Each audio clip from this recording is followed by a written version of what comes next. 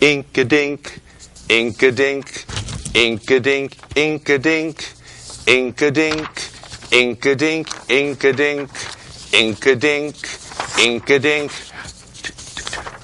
Wow!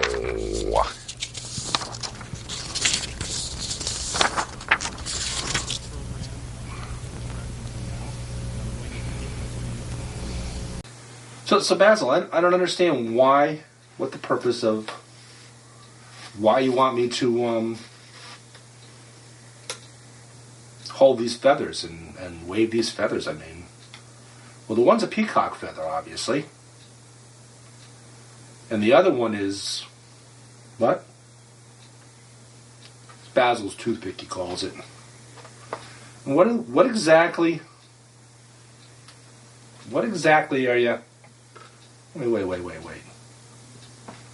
Wait, hold on. What? Hold on. Good gravy. Who the... Let's start over again. 737. Okay, Basil, I've got the feathers. Oh. Well, one you refer to as a peacock feather, and the other you refer to as your toothpick. And obviously they're of some interest to Walter. Really? Okay. Well, that's a shameless way to get Walter into the show. Okay. Okay.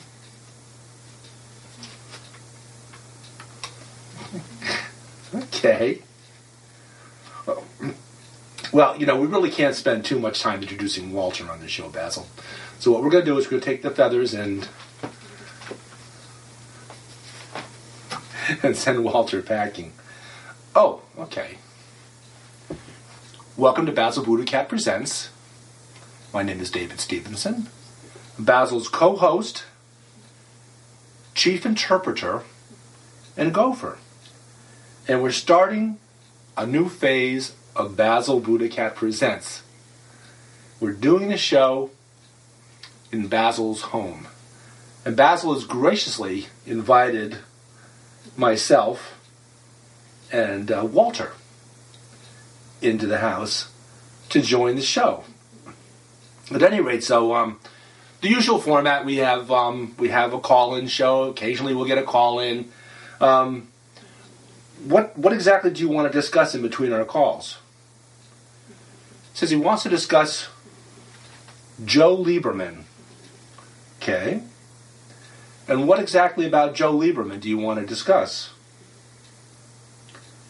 Basil says, and I'm going to quote him first, and then, after I've quoted him, I'm going to let Basil continue to weigh in on the subject. But Basil wants us... let me get this... Okay, hold on. Okay, first the quote.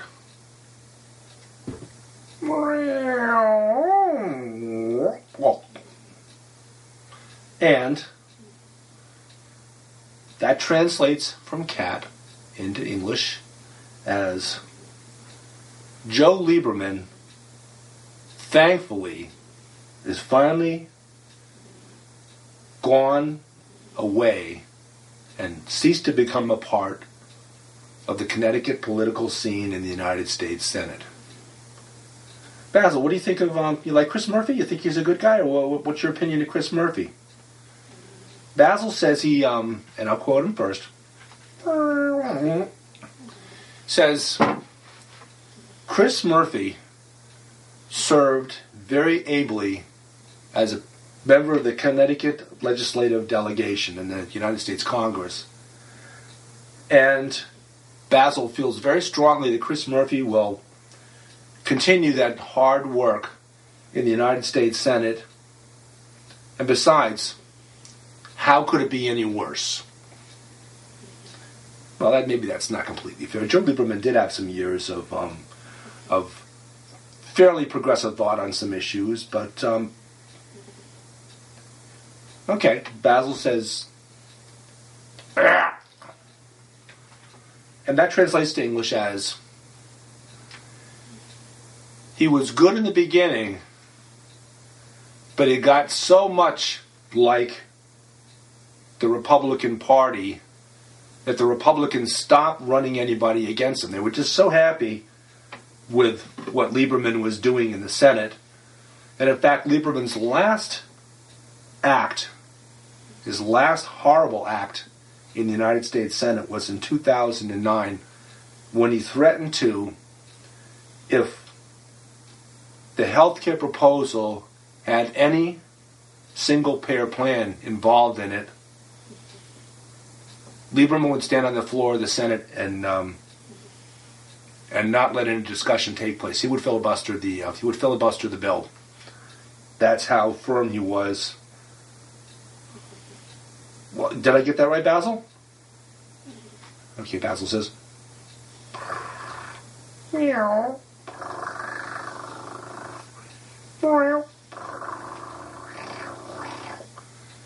And that translates out as yeah. Okay. Oh, imagine a call. Good evening, Basil BuddhaCat presents. May we help you? Basil, it's Joe Lieberman. Oh, thank you for calling in, Mr. Lieberman. You apparently have a little bit more time on your hands now. Let me ask you this, though. First of all, I want to know your opinion, if you don't mind, of one individual and one group. And the individual that Basil has some remarks that he posts on her blog in the Washington Post is Jennifer Rubin. Oh, okay. Joe says she's tip-top. And furthermore, she's somebody that Americans of every persuasion should be proud of. Okay, Basil wants to weigh in on that remark. Basil says, meow.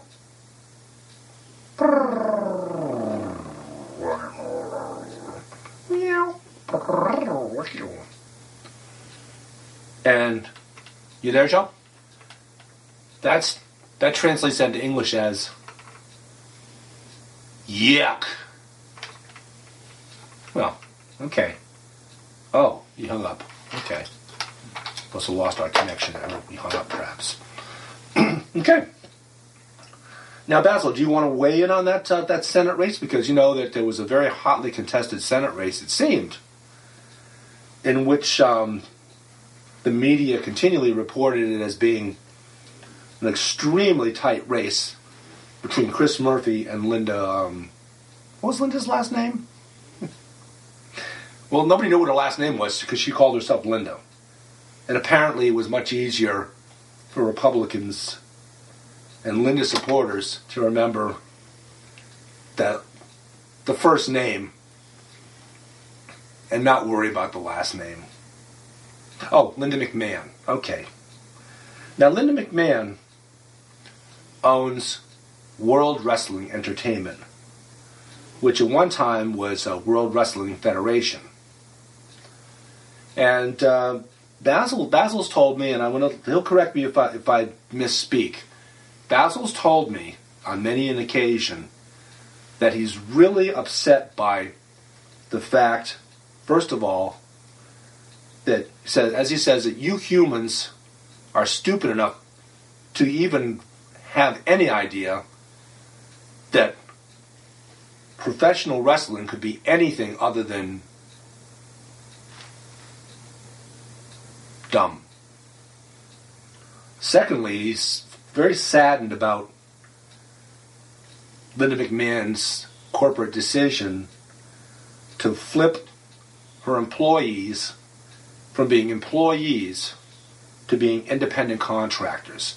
And that may not seem like much, except for if you figure that wrestlers do have a lot of injuries. It seems like a lot of the shenanigans that go on in professional wrestling are staged, fake, but still, there are occasions where there's some pretty serious injuries that are sustained. I mean, they pull the punches as best they can. They use fake chairs, fake everything pretty much that they hit each other with. But still, there are a lot of serious injuries that evolve out of that. And as independent contractors, there's no health insurance provided for them. So if they get hurt performing their stunts, they're just out of luck. Basil's pretty upset about that. Matter of fact, Basil's had conversations with a fellow, well, you know, Rowdy Randy Piper, professional wrestler. Basil's pretty good friends with his cat. And Rowdy's cat is known as, goes by the name Splat. And apparently he's got a few injuries of his own from his person being on steroids and throwing things around the house and causing a lot of harm to family members, etc. Okay, yeah.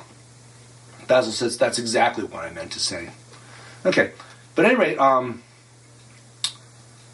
so Basil's not too thrilled with Linda McMahon, and he's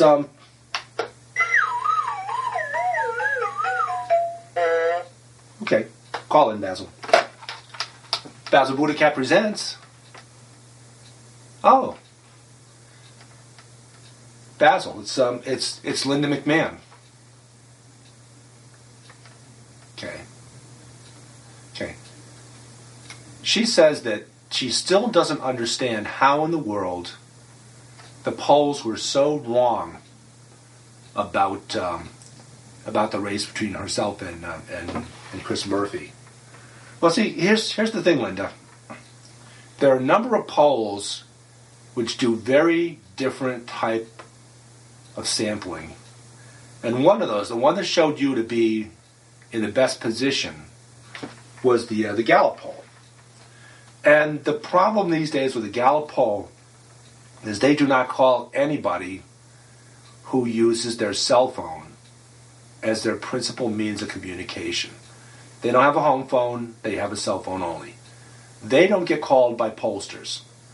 Now, traditionally, for a number of years now that this has been going on, people that use their cell phone as their principal line of communication, their principal phone line, are typically, on average, younger, more progressive, more college folks, folks that apparently are much more inclined to vote for Chris Murphy than they were to vote for you. So that appears to be the problem, and you're seeing this nationwide. I mean, I don't want to belabor the point with you, but the Gallup poll right now has really, in fact, become almost a useless tool in terms of predicting, and I think folks are starting to catch on to that, and Gallup is not getting the kind of work that they'd like to get based on their polling, because their polling is just so out of whack with reality. Okay. Now, I wanted to ask you a question, Linda. Are you planning on running for another office? Because I know you spent about $50 million of your own money running against Dick Blumenthal 2 years ago. Spent about $35 or $40 million running against Chris Murphy. And has a well-run drive for your political aspirations yet? Hey, she speaks cat. So I'm going to translate what she's got to say in cat. I'll quote her. So you folks in the audience that speak cat, particularly you cats, you can hear it firsthand as a quote, and then I'll translate it into English for you non-cat speaking folks in the audience and watching on TV. And Basil wants me to remind you, kids, You really need to learn how to speak the language of your cat. I mean, they're probably, as a second language in the United States, cat really ought to be top of the list. Because there's certainly more American households that have cats cat spoken than there are households that speak Italian, that speak Portuguese, that speak Irish, speak really, in fact, any other language, that speak Ecuadorian, that speak any of the Spanish languages. There's certainly more households that have a member in it that speak cat.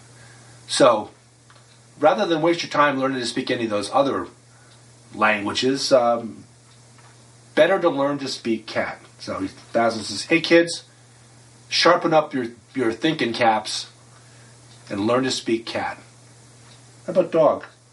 Basil says, they got like 4 words in that language. Or cat language, as we've talked about in other shows, cat language has only 2 vocalized sounds.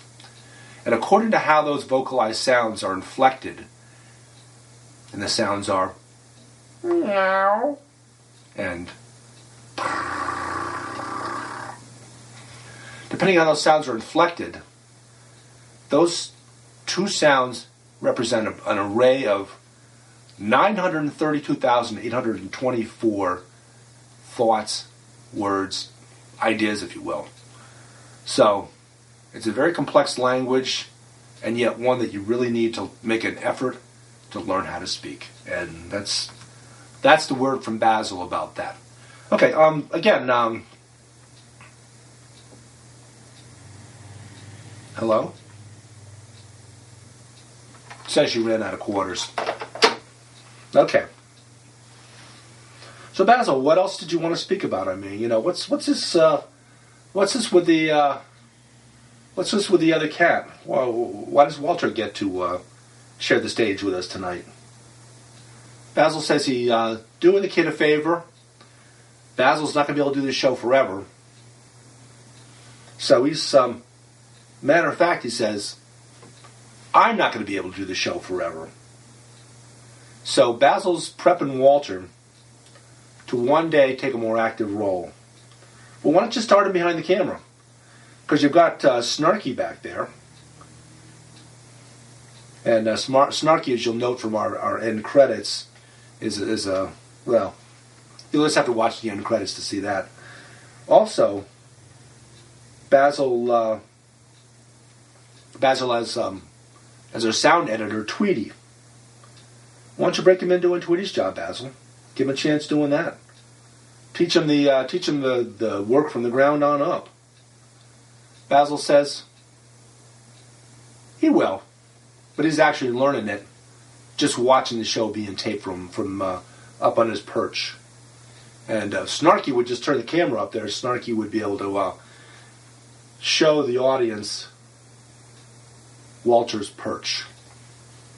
Okay, you got a pretty good set of contraptions here in the house for Walter, Basil, and it's Basil used to be pretty athletic himself back in the day, so he's pretty excited about the idea of training a new guy to be part of the action. Okay, well at that we're going to break away from the show, and I don't know. Did you have anything else you wanted to talk about? Okay, yeah, well.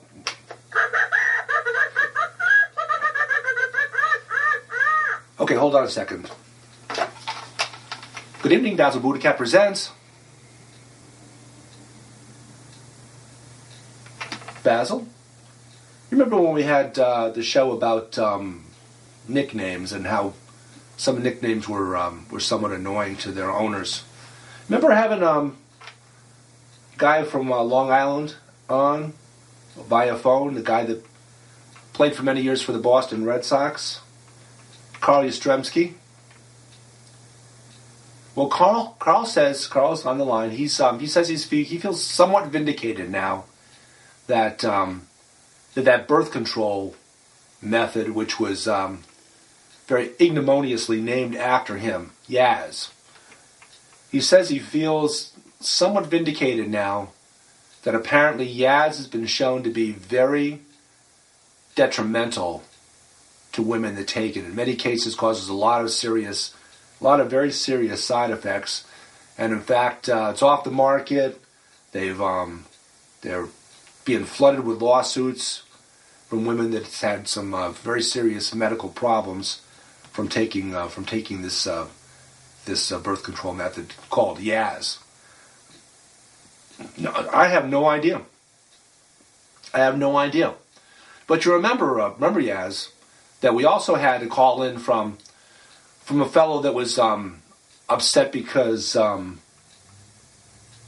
yeah, you know where we're going with this, don't you? A fellow that became very upset by the fact that in this day and age of gun issues, that his nickname was sounded very gun related, although that's not that wasn't the thought behind it.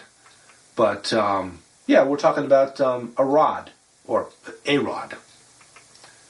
Okay, yeah. Well, it's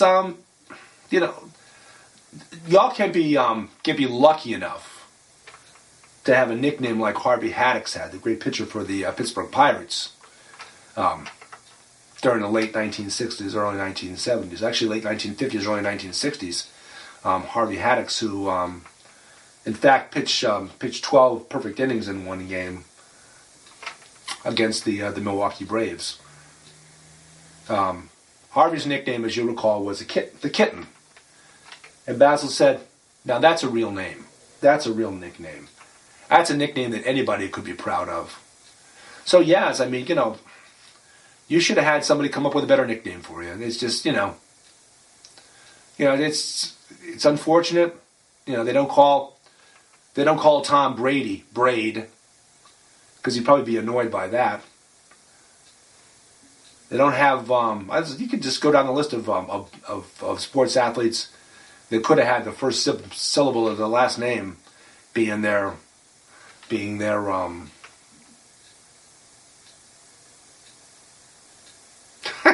yeah.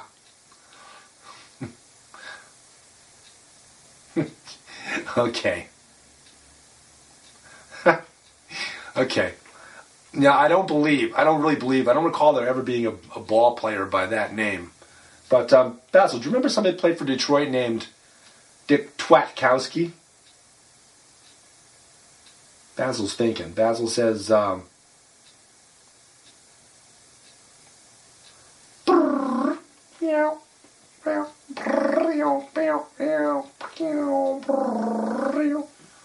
and that translates out as no. Okay. And with that, thanks for calling, Mr. Yastrzemski. Appreciate your call in.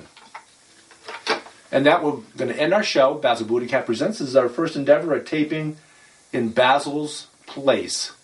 And we'll try it again another day. Thanks. Good evening. They say they'd rob your grandma blind on Wall Street, fritter her away her Medicare on Wall Street. And Pharma Oil and their pet fox don't care if she lives in a box, so long as they wear platinum jocks on Wall Street, Meow.